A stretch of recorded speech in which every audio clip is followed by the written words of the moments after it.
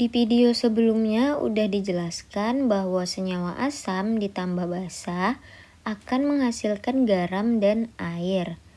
Nah, reaksi yang menghasilkan garam dan air ini disebut juga reaksi penggaraman dan reaksi penetralan karena menghasilkan air yang bersifat netral. Jika garam dan air ini kita reaksikan, maka akan terjadi reaksi yang dinamakan hidrolisis garam. Saat mendengar nama garam, pasti yang kalian pikirkan adalah garam yang ada di dapur kan? Nah, sebenarnya garam itu bukan hanya yang ada di dapur, tapi ada banyak lagi garam lainnya. Kemudian, apakah semua garam itu bersifat netral? Jawabannya adalah tidak. Karena garam ini adalah hasil dari campuran asam dan basa, maka ada garam yang bersifat asam, garam yang bersifat basa, dan garam yang bersifat netral. Untuk garam yang bersifat asam, maka komponen penyusunnya ini adalah asam kuat ditambah basa lemah. Karena penyusunnya yang kuat adalah asam, maka sifat garamnya garam asam. Kemudian untuk garam basa, senyawa penyusunnya adalah asam lemah dan basa kuat. Nah, karena yang bersifat kuat di sini adalah basa, maka sifat garamnya garam basa. Selanjutnya untuk garam netral. Nah, di garam netral ini senyawa penyusunnya adalah asam kuat dan basa kuat. Karena dua senyawa penyusunnya sama-sama kuat, maka sifat garam yang dihasilkan adalah garam netral. Nah, garam netral inilah yang bisa kita konsumsi. Contohnya seperti garam yang ada di dapur, atau nama kimianya itu, rumus kimianya adalah NaCl, natrium klorida. Selanjutnya ke pengertian hidrolisis garam.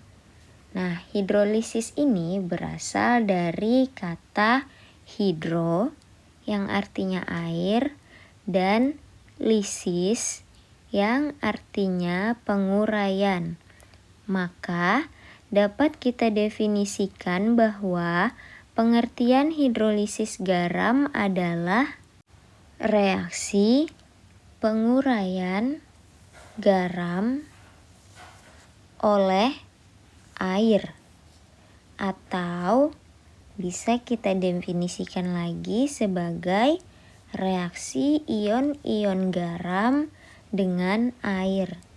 Nah, reaksi antara garam dengan air ini nantinya akan membentuk kesetimbangan yang menentukan nilai pH atau mempengaruhi nilai derajat keasaman. Kemudian saat kita melarutkan senyawa garam ke dalam air, ternyata tidak semua garam bisa terhidrolisis. Nah, jadi siapa saja garam yang bisa terhidrolisis ini? Ternyata garam yang bisa dihidrolisis hanyalah garam atau ion garam yang berasal dari asam lemah atau basa lemah. Jadi hanya ion garam asam lemah dan basa lemah lah yang nantinya akan membentuk reaksi hidrolisis. Kemudian bagaimana dengan garam dari asam kuat dan basa kuat? Nah, ternyata garam dari asam kuat dan basa kuat ini saat direaksikan dengan air itu tidak terjadi reaksi hidrolisis, atau ion dari asam kuat dan basa kuat itu tidak bisa kembali membentuk senyawa asalnya, yaitu tidak bisa kembali membentuk asam kuat dan basa kuat. Nah, berdasarkan reaksi hidrolisis ini dibagi lagi menjadi dua jenis, yaitu hidrolisis parsial atau sebagian dan hidrolisis total atau sempurna. Apa itu reaksi parsial dan total? Nah, mari kita simak penjelasan berikut. Reaksi hidrolisis dibagi menjadi beberapa jenis.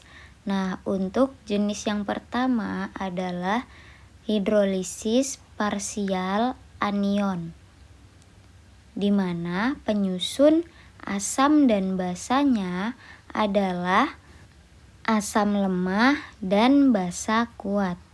Oke, mari kita simak contoh reaksi pembentukannya.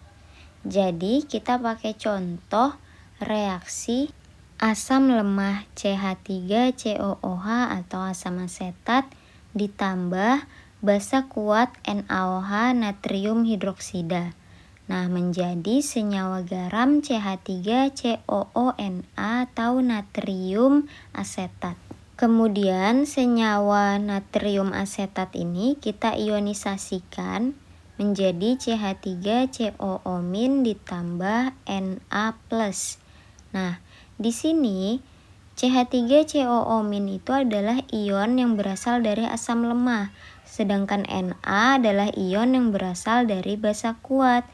Nah, kalau kita ingat sifat hidrolisis tadi, senyawa atau ion yang bisa dihidrolisis hanyalah ion garam dari asam lemah atau basa lemah.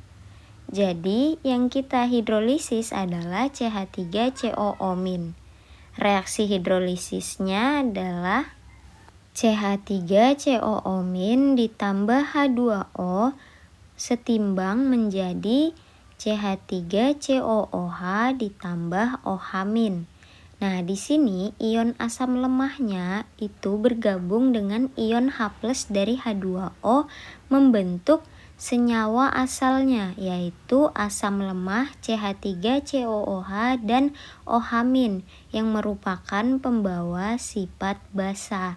Nah, inilah yang membuktikan bahwa gabungan dari asam lemah dan basa kuat itu adalah garam basa, karena dari reaksi hidrolisisnya terbentuk OH-, yaitu pembawa sifat basa. Jenis hidrolisis selanjutnya adalah hidrolisis parsial kation, di mana penyusunnya adalah asam kuat ditambah basa lemah. Contohnya reaksi pembentukan garam dari asam kuat HCl ditambah basa lemah NH4OH yang nantinya akan membentuk senyawa garam yaitu NH4Cl dan air H2O. Nah, NH4Cl ini kan garamnya nih. Jadi si NH4Cl ini yang akan kita ionisasi. Reaksi ionisasinya adalah NH4Cl menjadi NH4+ ditambah Cl-. Nah, NH4+-nya ini adalah ion basa lemah, Cl-nya ion asam kuat. Jadi yang kita hidrolisis adalah NH4+. Reaksi hidrolisisnya NH4+ ditambah H2O setimbang menjadi NH4OH ditambah H+. Jadi ion NH4+-nya kembali membentuk basa lemah NH4OH, amonium hidroksida, dan H+ sebagai pembawa sifat asam. Terbuktilah bahwa teori asam kuat ditambah basa lemah akan menghasilkan garam asam. Nah, kenapa hidrolisis ini dinamakan kation dan yang sebelumnya dinamakan anion? Kita lihat ion di reaksi hidrolisisnya. CH3COO- itu kan pangkat negatif atau anion, sedangkan NH4+ itu pangkat positif atau kation. Inilah yang menyebabkan namanya menjadi parsial anion dan parsial kation. Selanjutnya hidrolisis total atau sempurna. Penyusun dari hidrolisis ini adalah asam lemah dan basa lemah. Nah, contoh reaksi pembentukannya adalah senyawa asam lemah HCN atau asam sianida ditambah dengan basa lemah AlOH3 atau aluminium hidroksida membentuk senyawa AlCN3, aluminium sianida dan air. Nah, AlCN3 ini adalah senyawa garamnya. Jadi, reaksi ionisasi garamnya menjadi AlCN3 terurai menjadi Al3+ ditambah Cn-. Al3+ adalah ion dari basa lemah, sedangkan Cn- juga ion dari asam lemah. Nah, karena mereka ini sama-sama lemah, jadi reaksi hidrolisisnya ada dua. Yang pertama, hidrolisis Al3+ dulu, setimbang menjadi AlOH3 kali ditambah H+, kemudian Cn-nya ditambah H2O setimbang menjadi HCN ditambah OH-. Di sini terdapat dua sifat ya, ada H+ dan OH-. Kalau begitu, untuk menentukan pH-nya itu nggak bisa kita lihat dari reaksi, tapi dilihat dari nilai Ka dan Kb. Nah, jika nilai Ka lebih kecil dari Kb, itu artinya pH sama dengan basa. Jika nilai Ka-nya lebih besar dari nilai Kb, maka pH-nya adalah asam. Kemudian, jika nilai Ka sama dengan nilai Kb, maka derajat keasamannya atau pH-nya adalah netral. Selanjutnya adalah reaksi yang bukan hidrolisis atau garam yang tidak bisa dihidrolisis. Nah, siapakah garam yang tidak bisa terhidrolisis ini? Jadi, garam yang nggak bisa dihidrolisis adalah garam yang terbentuk dari asam kuat dan basa kuat. Contoh reaksi pembentukan garamnya, misalkan ada senyawa asam kuat HCl ditambah basa kuat NaOH menjadi NaCl ditambah H2O. Nah, di sini NaCl ini adalah garam. Kalau kita ionisasikan akan menjadi Na+ dan Cl-. Nah, kedua ion ini sama-sama berasal dari asam dan basa yang kuat. Karena dia sama-sama kuat, itu artinya kation dan anion ini tidak bisa dihidrolisis atau dia nggak bisa kembali membentuk senyawa asam kuat dan basa kuat. Kemudian nilai pH-nya berapa? pH-nya adalah 7, yaitu netral. Nah, untuk menguji kepemahaman kalian, mari kita kerjakan contoh soal berikut. Lengkapi tabel berikut. Yang pertama ada garam CaCO3. Diminta reaksi ionisasi garam, reaksi hidrolisis dan jenisnya, dan sifat. Oke, kita buat dulu reaksi ionisasinya. Menjadi Ca2+ dan CO3 2-. Nah, di sini Ca2+ adalah kation dari basa kuat, yaitu basa CaOH2 kali. Sedangkan HCO3 itu dari asam lemah H2CO3. Nah, jadi yang kita hidrolisis adalah anion CO3 2-. Kita buat reaksi hidrolisisnya. CO3 2- ditambah H2O setimbang menjadi H2CO3 dan OH-. Jadi di sini dia kembali membentuk senyawa asam lemahnya yaitu H2CO3. Untuk jenisnya adalah jenis hidrolisis parsial. Sifatnya sudah pasti basa ya. Kemudian CuSO4 kita uraikan menjadi Cu2 plus ditambah SO4 2-. Cu2 plus ini berasal dari basa lemah CuOH 2 kali dan SO4 2- berasal dari asam kuat H2SO4. Nah, jadi yang kita hidrolisis adalah Cu2 plus. Cu2 plus kita reaksikan dengan H2O setimbang menjadi CuOH 2 kali ditambah H+. Jenisnya hidrolisis parsial. Untuk sifatnya adalah asam. Selanjutnya garam KCN. Nah, KCN ini kita uraikan lagi menjadi K+ ditambah Cn-. K itu berasal dari basa kuat yaitu KOH dan Cn berasal dari asam lemah HCN. Jadi yang kita hidrolisis adalah anion Cn- ditambah H2O setimbang menjadi HCN ditambah OH-.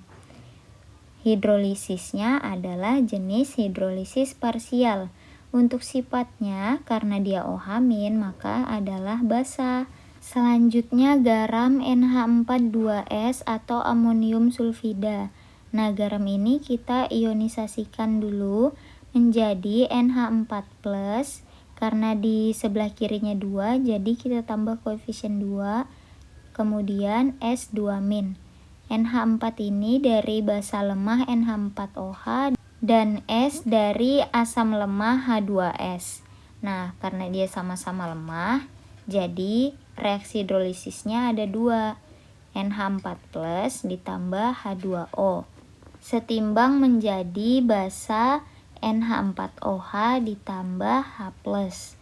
Kemudian S2- kita reaksikan dengan H2O setimbang menjadi H2S dan OH-. Jenis hidrolisisnya adalah hidrolisis total atau sempurna. Nah, untuk menentukan sifatnya kita nggak bisa lihat dari reaksi kan, tapi dari nilai Ka dan Kb. Jadi kita tambah keterangan di soal bahwa nilai Ka H2S adalah 2,1 kali 10 pangkat min 6 dan Kb NH4OH adalah 1 kali 10 pangkat negatif 5. Nah, inilah nilai Ka dan Kb mereka. Kemudian kita lihat siapa yang lebih besar di sini. Ternyata nilai Kb itu lebih besar daripada Ka, yaitu 10 pangkat min 5 dan 10 pangkat min 6. Sehingga sifat dari larutan garam ini adalah basa. Lanjut ke garam MgSO4. Kita uraikan menjadi Mg2+ ditambah SO4 2-. Nah, ion Mg2+ itu berasal dari basa kuat MgOH 2 kali, sedangkan SO4 dari asam kuat H2SO4. Kedua ion ini berasal dari asam dan basa yang kuat, bukan? Kalau begitu, reaksi hidrolisisnya tidak ada atau tidak terhidrolisis. Untuk sifatnya adalah netral. Lanjut ke BaNO3 2 kali.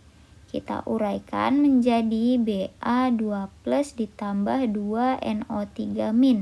Ba dari basa kuat BaOH 2 kali, NO3 dari asam kuat HNO3. Nah, ini juga dari asam dan basa kuat. Itu artinya mereka tidak terhidrolisis dan sifat larutannya adalah netral. Jadi itulah sifat dan reaksi hidrolisis. Semoga paham.